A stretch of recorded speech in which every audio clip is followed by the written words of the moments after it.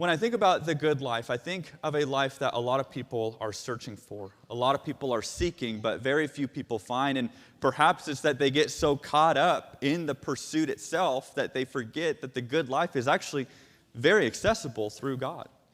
By trying to fulfill the desires of the flesh and carry out the passions of the heart, sometimes people fall short and they get dissatisfied by some of the things that fill those voids, or at least try to fill those voids. But when I think about the good life, I think about a life that is fairly uncommon.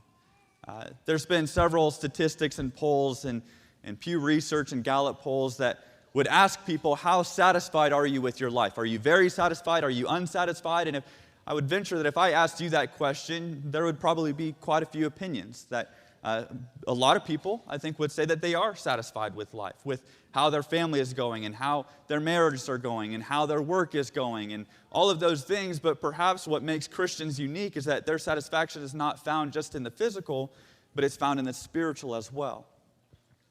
But if we go out of these doors and if we were to look around the world around us, how satisfied are people with life, and how many would consider themselves to be living the good life? I think it's rather uncommon. But what's interesting about that is this has been known in Scripture. However, Scripture uses the word uncommon or common in a little bit different of an approach. In Leviticus chapter 10 and verse 10, he says, you are to distinguish between the holy and the common, between the clean and the unclean.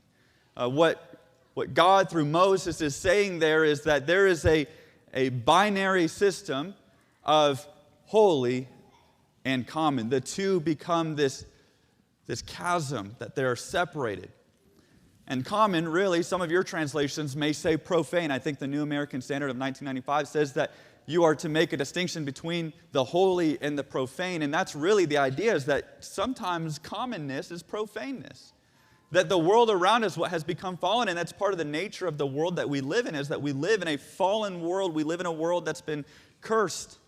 This is not a world that has been set up for eternity, but rather it's fading, and the things in this world are fading. The commonness of this world is fading. And when I think about the good life, I think about that the good life is not a common life. It's not to deal with the things of this world. Rather, it is a life of uncommonness. And you're going to hear that word, uncommonness and uncommon, quite a few times as we start to go throughout this.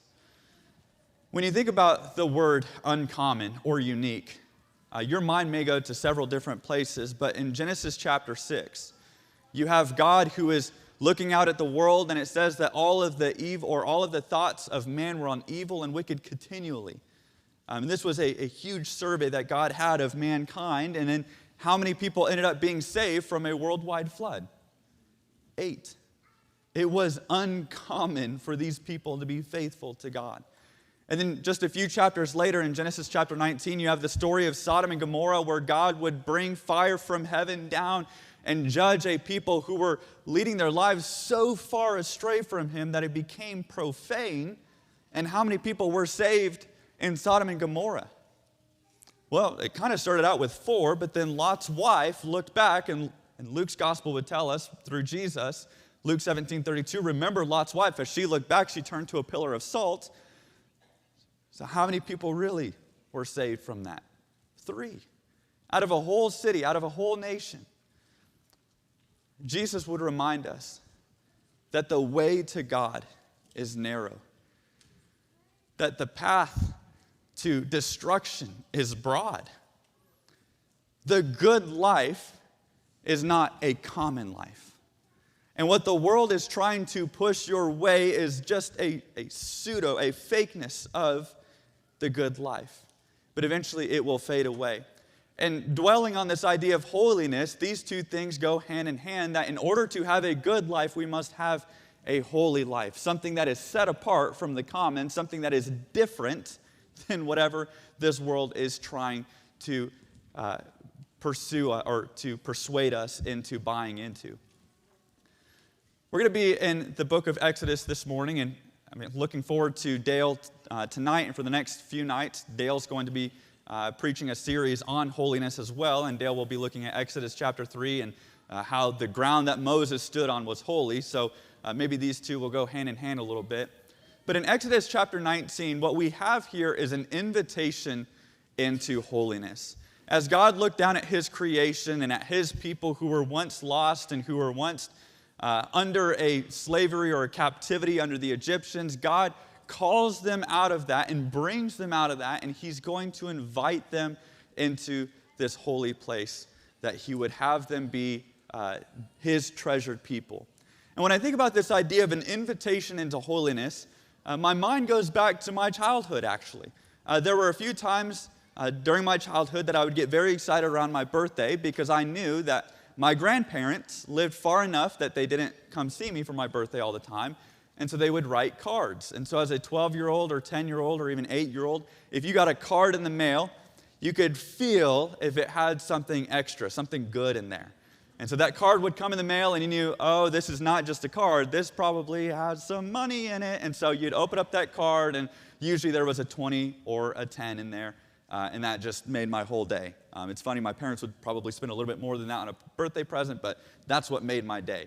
And then, kind of as the cherry on top, our local Dairy Queen, I don't think they do this anymore, but our local Dairy Queen in Castle Rock, Colorado, if it was your birthday, they would send you a free coupon for a dilly bar.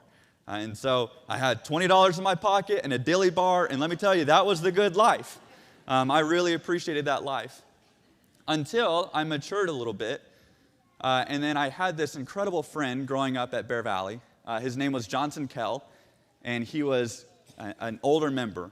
And for some reason, he just took a liking to me, and we became best buds. We were actually, our friendship started at something that we used to do called Banquet of the Ages. It was Boda, where the teens would rally together and we would put on a dinner for the older members of the congregation. And it was always such a fun time. And I was able to serve Johnson Kell, and he sat down and told me stories from World War II. And then we found out that we had a common interest in tennis. And at the time, he was 87 years old, and he would challenge me to a tennis match. And so sure enough, we would go and play tennis. And to your surprise, he beat me. I never could beat Johnson Kell in tennis. He always just was able to place that ball right in the right spot. Well, whenever my birthday would roll around, he would write me a card. And it was a card, but he would always write it on a legal pad. It was a legal pad with red pen or red ink. And so whenever I got this card, I knew that there was something special in it. It wasn't money. It wasn't a coupon. It was some of the most encouraging and kindest things that he's ever written to me. And I think about the contrast that's set up there of all the different things that I got for my birthday. And as I matured and grew older, I came to love and appreciate those notes from Johnson Kell more than the Dairy Queen coupons. The value of a message is dependent on the author, and I'll tell you why that's important to our text here in Exodus 19 in just a moment. Johnson Kell was writing those letters out of love and out of care and out of excitement and encouragement, and it always brightened my day. And Johnson Kell was one who was a phenomenal writer, and he would go into great length. It wasn't just a quick little note in a card, but it was a lengthy exhortation or encouragement toward me, a 12-year-old. And just how many people do that for a punk like me at the time? That meant so much to me. Dairy Queen, on the other hand, they send those to everybody. I found out that I wasn't special, and anyone in Castle Rock, Colorado, if they signed up for the birthday rewards, they got a free dilly bar. This invitation into holiness is a God calling us to a place out of love and care and encouragement. While the world, if you can kind of go along with this illustration, the world is trying to lure us in by dilly bars. I mean, how silly is that? When we think about how God calls us into His holiness, a special place that is unique and undefiled and perfect and glorious. Meanwhile, the world is trying to get us to bite the bait of whatever is new and exciting that won't last. And when you get to Exodus chapter 19, that's exactly what God is going to try and communicate to the readers and to the listeners of Moses, as Moses would go and preach this to the people, as he says that I am inviting you to be my treasured possession. If you read in Exodus chapter 19 and verse 4, he says, "For you yourselves have seen what I did to the Egyptians, how I bore you up on eagle's wings and brought you to myself. Now therefore you will indeed obey my voice and keep my covenant. You shall be my treasured possession." You think about where the Israelites have been. In captivity. They were worthless. They were sold off. They had no hope. Not only that, but life was getting all the more difficult for these people as the Egyptians would push them to more and more labor. And they were trying to break free, but they couldn't break free. You ever been in a position where you can't get out of it? It seems hopeless. And then all of a sudden, it takes an act of God for him to send Moses down to these people to preach to Pharaoh. Pharaoh rejected Moses, and then the 10 plagues occur. And it was God pulling these people out of Egypt in the most miraculous, most awe-inspiring way that he could, and then brings them into a wilderness, and not only brings them to this wilderness, but then promises them an incredible land that they would dwell and that they would find rest and find blessing. The world tries to lure us into things that are not special. Though they try to make it seem special, this is God who is holy. He is characterized by that word of holy. It's who he is. And he looks at an unclean people and calls them out. He says, I bore you up on eagle's wings, and I brought you to myself, that what? That you would be my treasured possession. I was telling the college group this morning in class, Natalie and I went in for our 14-week visit for our child that she is pregnant with. That was probably a weird way of saying that. I'm still new to all of this dad thing. I'm still trying to wrap my mind around. I don't think I'm mature enough to be a dad, but we'll figure that out. We went in for a scan, and we got to see our child. And I told Natalie, it's amazing to me that I can love someone so much without having ever met them. And you're looking at this scan of this baby, and I've never met them before, and I love them, and I treasure them because they're mine, and because there's nothing in this world that could separate that. And God looks at you and he says, you are my treasured possession. That you were once in this land of Egypt, and I'm calling you out from it. You were mine to start with, and you've sold yourself out. You've brought yourself to this difficult place, to a place that was hopeless. And I'm bringing you out to be my treasured possession. I was going to try and hold it together there. God also calls us to be a kingdom of priests. In Exodus chapter 19, he says that you are not only my treasured possession, but that you would be a kingdom of priests. That you would be a people who would help other people get to me. As God looks out at this whole world, he sees a lot of people who are lost and dying. One of my former jobs, I would fly all the time. It was basically every weekend that I was flying out to these different events and different gatherings. And I always found it interesting at nighttime as we were flying over certain cities like Atlanta or Nashville or Denver even, where you see these huge metroplexes with all the lights. And my mind immediately thought, if Jesus were to come back today, how many of them would be saved? God calls us to be a kingdom of priests. And this is really interesting terminology because he says, as a kingdom, you're going to be royal. There's a royalty that comes with this, a status that is above all other nations, and that not only are you going to be royal, but your obligation as people who are his treasured possession is to bring others to him. The job of the priest was to stand between the common man and God himself and to make some sort of mediation between the two. Jesus is considered to be our great high priest, that Jesus is the one who stands between us and the wrath of God and vouches for us, and God calls us into this kingdom of priesthood. But then third, God also calls us to be a holy nation. When you think of this idea of a holy nation, certainly our minds go to the nation of the prophecies of Daniel chapter 2, verse 44 and following, how we have this kingdom that shall never be given over to another people, that shall never be broken, that shall never be destroyed, but rather it's a kingdom that will go on for eternity. You know, nations come and go in this world. I doubt Julius Caesar ever thought that his incredible empire would ever come to a falling point. I was in a study with a friend, and it's interesting to look back at Rome, the world's leader, back in the 1st and 2nd and 3rd century, and even before then. And now what is Rome today? It's a popular destination spot, but it's certainly not the world leader. What if America is just a popular destination spot in 200-300 years? What if America just fades into the timeline of history and is no longer the world power? Well, that's all right, because we have a holy nation, a uncommon nation, a unique nation that God has called us into. And he says, before you are any other nation, before you take on any other citizenship, you are going to be my nation. Paul in Philippians chapter 3, he would say, but my citizenship is in heaven.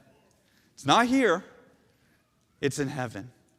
And from there we wait this amazing resurrection to where we can be brought back into life. And guys, this is why it's so exciting to me, because God calls us into this holiness. And this is the greatest blessing that we have in this life, because God looked at me as someone who was dirty and unclean and defiled, and he says, I'm calling you to be my treasured possession, to be my holy nation, to be a kingdom of priests. And as long as I follow him, really, a lot of other things in this life become a lot more minute in perspective. I've become the student that I always hated in high school. There was always those students when you were in high school who would get a good grade, but they would still complain because they didn't get a perfect grade. Well, hello, my name is Tyler King now. Didn't used to be that way, but now I am. I took a test for my master's classes, and the test didn't go the way that I wanted it to. And it was still a good enough grade, but it wasn't the way that I wanted to, and it really bothered me. And I went and was complaining to Natalie, and then it just kind of hit me, and it was with this in the back of my mind, I'm still going to eternal life. Isn't that an amazing reality that we live in a perspective? Yeah, there's a lot of troubles in this life, but guess what?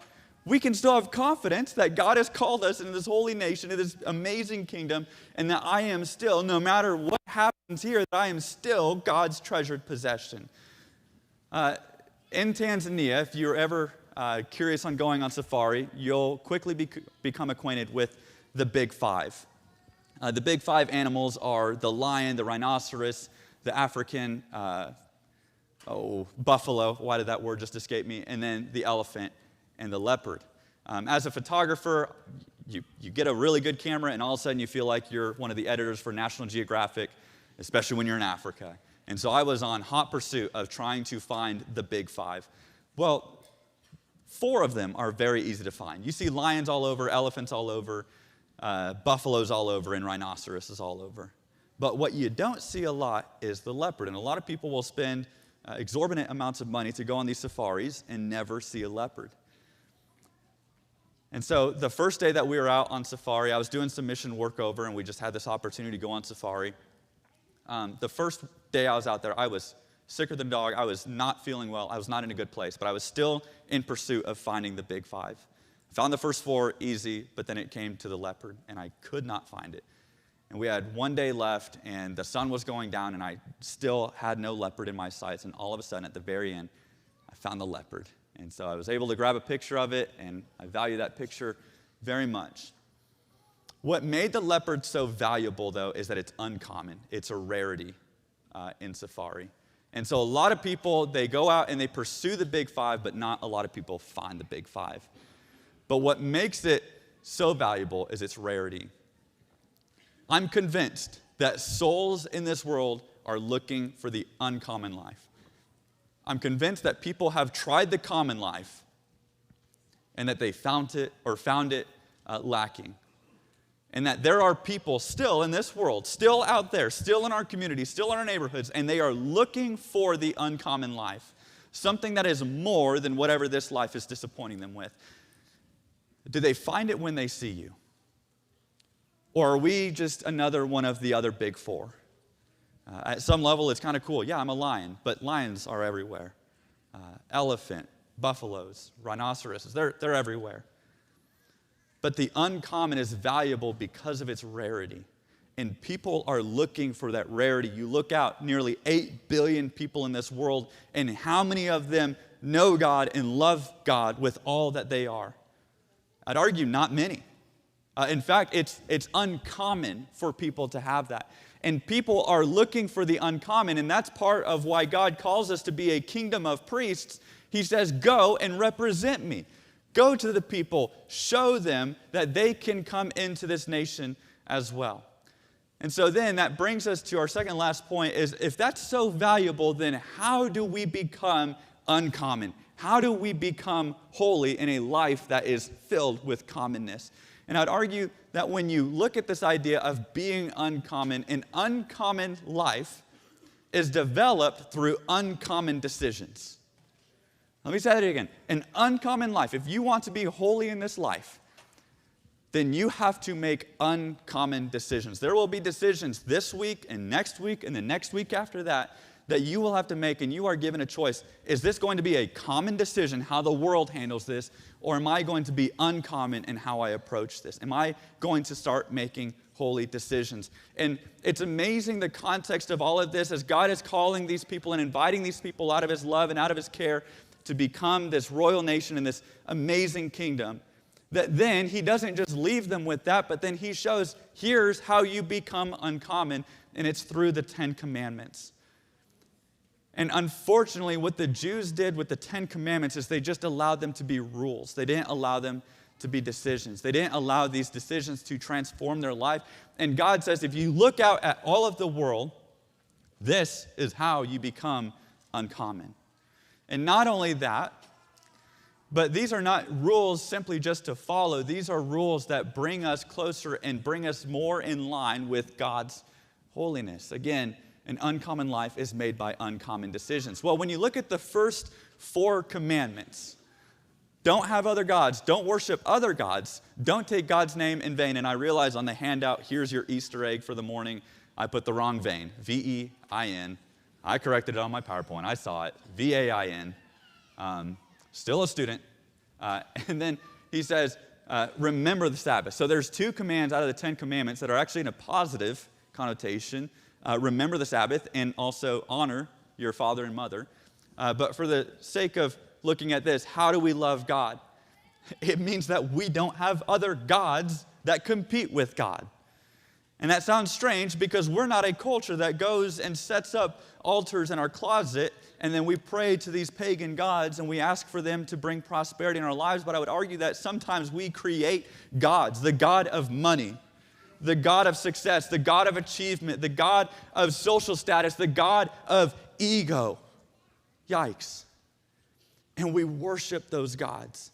And we pay tribute to those gods. And we feed all of those things into these different deities that we have in our life in order that we may try to attain some sort of level of success. And God says, that's what the world does. But that's not what you do. In fact, it's uncommon that people only have one true God. Along with that we are figuring out ways that we can wear the name with God or wear the name of God in respect to him. There was a problem of taking oaths back in the ancient time, and they would take oaths in God's name and then break them. And he says, don't do that in vain. There are people who forgot about the Sabbath, that there was a day that was to be uncommon from the rest of the common days, and that it was solely for them to dwell on God and for them to recalibrate their senses back to who God is. But then when you look at the other commandments, he says that you are not only to be uncommon in how you love me, but you are to be uncommon in how you love other people. And this one's hard. I can get behind how to love God because he's perfect and he's holy and he loves me. But loving other people who don't love me and who don't care for me, this is difficult.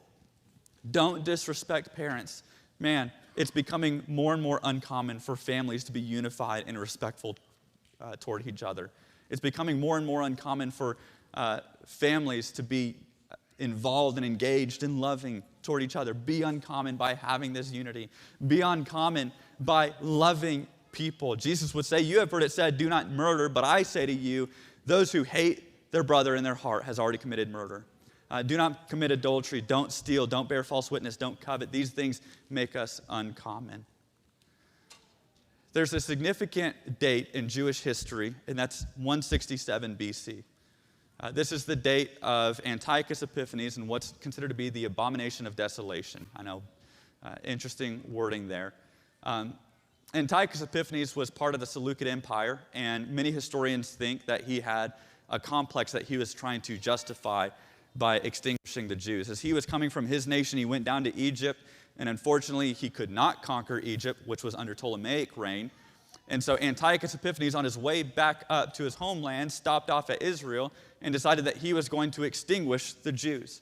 And as a way of doing that, he overran them, overpowered them, which the Jews at this point were just getting out of captivity, and so their forces were not completely alive and built up at this point. So this was an easy victory for Antiochus Epiphanes. But what he had done is he went in the temple, and to establish his victory, he took a pig, which is unclean in Jewish tradition, he killed it on the altar, he made a stew or a soup, and then he took that soup and threw it all over the Holy of Holies in the temple.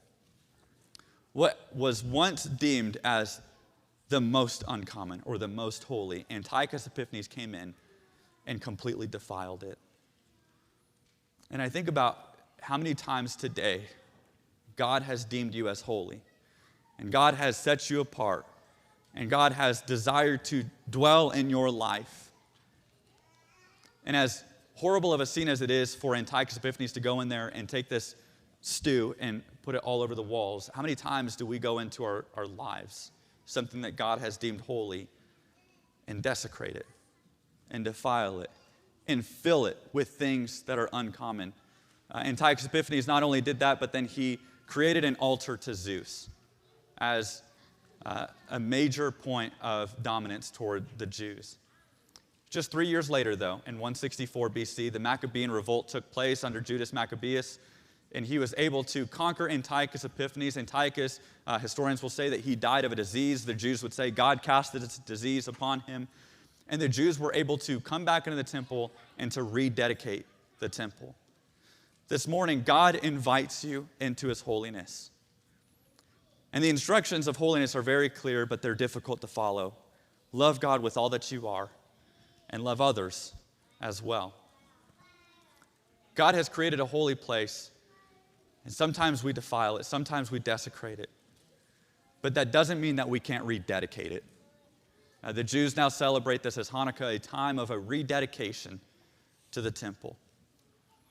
We're given an opportunity that God calls us to the good life. And the good life is just that we have been given an opportunity to put away our sin, to make these uncommon decisions. There may be some moments this week where you realize, I've got some altars in this holy place that I need to get rid of.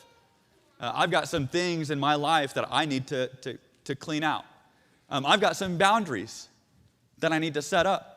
Maybe on devices, maybe between friends, maybe between relationships. I've got boundaries that are causing me to become more common than uncommon. I've got a devotion that I need to install back in my life. God seeks for you to be holy, to be uncommon. And in that, it's the best life. God calls us to a beautiful life of loving him and dwelling with him.